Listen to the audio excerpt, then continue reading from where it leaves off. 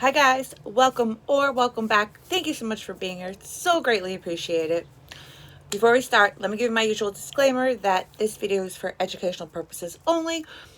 Please do not take what I say as fact. Please always do your own research and come to your own conclusions. Next, please like, subscribe, and comment if you haven't yet. I'd really appreciate it. It really helps me out and it means so much to me. Okay, let's talk Brian Schaffer.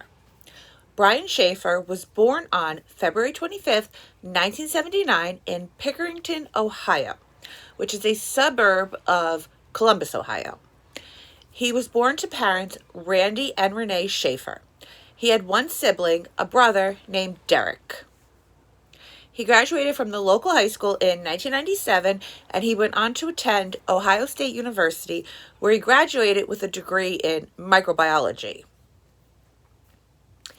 After this, he went to study at Ohio State University College of Medicine in 2004. When Brian was a sophomore, his mother would pass away in March of 2006 from myelodysplasia. What is this? Myelodysplasia is a disorder that is caused when something disrupts the production of blood cells. So, some types of this disease have no known cause, while other types are caused by a response to cancer treatments or chemical exposure. There's no known cure for it, but there is medication to slow the progression. Typical lifespans for this are, if you're on the very low end, 5+ years. If you're on the higher end, you're expected to live 2 years and under. This is my very unprofessional opinion, by the way. Friends of Brian would say that he appeared to be handling his mother's death well, but they knew deep down that he was hurting really bad over it. While he was in medical school, he would actually meet and fall in love with a girl named Alexis Wagner. Family and friends of the couple strongly believed that Brian was going to propose to Alexis in April of 2006 while on a trip to Miami that the couple had planned on taking together. Brian loved tropical locations and he actually had a dream of starting like a Jimmy Buffett inspired band. Sadly, nobody knows if this was actually Brian's plan because he would go missing right before this trip. Friday, March 31st, 2006. Classes finally end for spring break, and Brian celebrates by going out for a steak dinner with his father, Randy. Brian's father would later say that he looked exhausted at dinner from pulling constant all-nighters all semester, and he strongly disagreed with his son going out afterwards, but he kept his reservations to himself. At 9 p.m., Brian met his friend Will at a bar called the Ugly Tuna Saloon. An hour after arriving at the bar, Brian would step away to call his girlfriend Alexis, who decided to return home to visit her family before the couple left for their trip to Miami together. After his call, Brian and Will decided to go bar hopping, and Will would state that they would have at least 1 to 2 shots of hard liquor at every stop that they made. Sometime after midnight, the two would meet up with Will's friend Meredith Reed, who would give them a ride back to the Ugly Tuna Saloon and join them for a last round of drinks together. The bar is located on the second floor, so at around 12:30 a.m., you see Brian on surveillance camera coming up the escalator to the bar with Will and Meredith. Brian and Will are spotted on camera outside of the bar again at 1:55 a.m., chatting with 2 women before going back into the bar. It is alleged that Brian was being flirtatious with these women and that phone numbers were exchanged. That would be the last time that Brian is seen on camera, though. 5 minutes later, at 2 a.m., the bar closes. Will says that he and Meredith waited outside the bar for Brian, but he never showed. So they assume that he just walked home because his apartment was just a few blocks away from the bar. They say that they called him repeatedly, but he never answered. Randy and Alexis would also be repeatedly calling him. Saturday and Sunday would come and go. But on Monday, when he missed his flight to Miami for his trip with Alexis, that's when the search went into overdrive. The bar has 3 exits in it, and it's located in a high crime area. The rear exit does not have a camera, but it's very unlikely that he would take this exit because it was under construction at the time, and it has a very narrow staircase. This staircase is difficult to maneuver sober, let alone highly intoxicated. There's also a university exit that does have a camera, but the camera pans. So there's a chance that the camera missed him. Police have come up with several theories about what might have happened to Brian that night.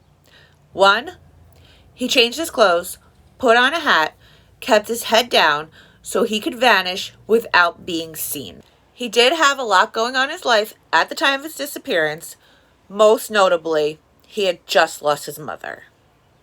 2, he decided to pursue his dreams of starting a Jimmy Buffett-inspired band. These theories would be heightened after his girlfriend Alexis would come forward and say that prior to his disappearance, he told her to go find somebody else because he was struggling with the death of his mother. Okay, this could mean something. This could also mean absolutely nothing. It could just be that he was in his feelings and he took it out on his partner. It happens. It happens all the time. That's who you take things out on.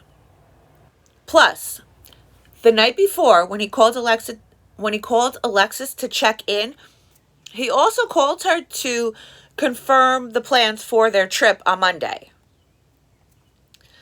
Detectives would say that people who are looking to disappear typically do it out of desperation. You don't normally look to disappear when you're getting ready to go on vacation to a tropical place with the love of your life and most likely going to propose to her. Not that it can't happen, but it's highly unlikely that it would happen. Another theory is that he was taken by somebody and that he's no longer alive.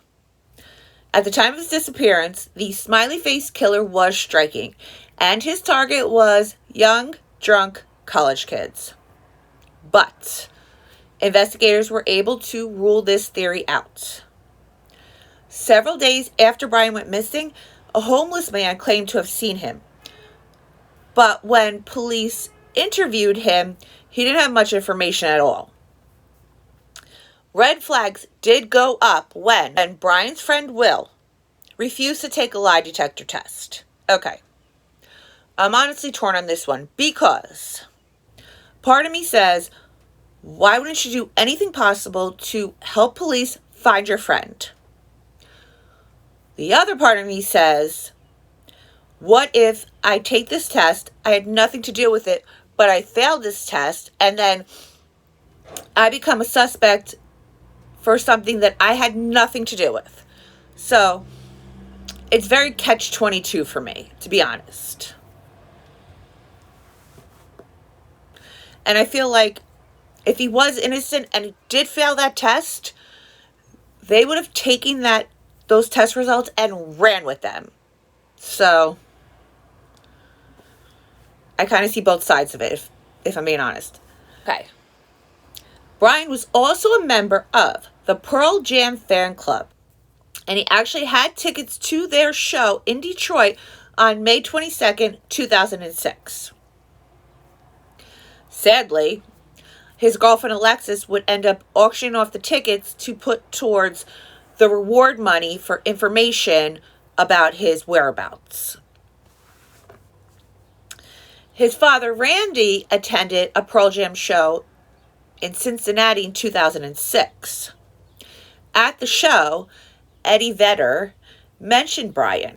4 years later, he mentioned Brian again and dedicated the song Come Back to Him,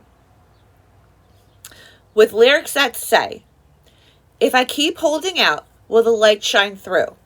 Under this broken roof, it's only rain that I feel. I've been wishing out the days. Come back. I've been planning out all that I'd say to you. Since you slipped away, know that I still remain true. I've been wishing out the days.